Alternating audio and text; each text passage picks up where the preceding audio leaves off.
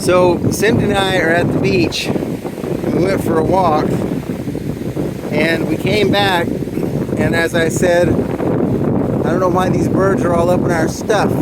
Then Cindy realized that she had brought a bag of, what were they? Oh yeah, chili Fritos, and they were in that green bag that you see there. So we think the birds got the Fritos. So let's investigate further, shall we? What's going on, boys?